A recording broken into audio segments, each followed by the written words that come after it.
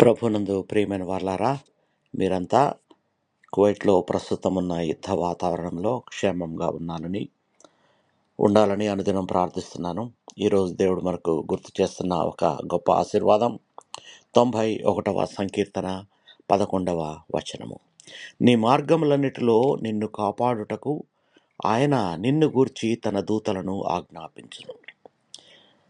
మన జీవితంలో ఎన్నో మార్గాలు వస్తాయి.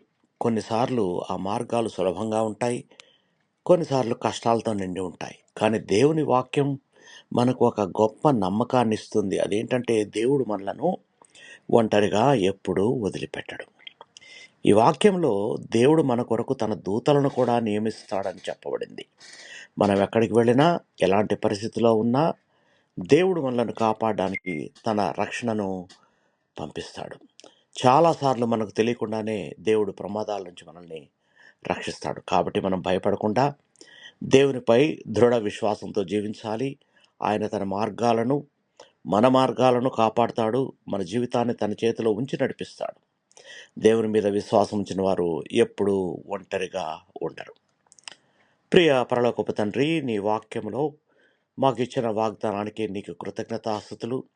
మా జీవిత మార్గములన్నిటిలో మమ్మల్ని కాపాడము. నీ దూతలను పంపి మా కుటుంబాన్ని, మా ప్రయాణాలను, మా పనులను రక్షించండి. భయం కాకుండా విశ్వాసంతో జీవించడానికి మాకు సహాయం చేయండి. ప్రతిరోజు నీ సన్నిధిలో నడిచే కృపను మాకు అనుగ్రహించండి. యేసుక్రీస్తు శ్రేష్టమైన నామంలో ప్రార్థించి వేడుకొనుచున్నాము తండ్రి, ఆమెన్. ప్రియులారా, మీకు ఎవరికన్నా ప్రార్థన అవసరత ఉంటే మీరు నన్ను సంప్రదించండి. నేను మీ కొరకు ప్రార్థించగలను. దేవుడు మనందరినీ భద్రంగా తన కృపలో కాపాడునుగాక. ఆమెన్.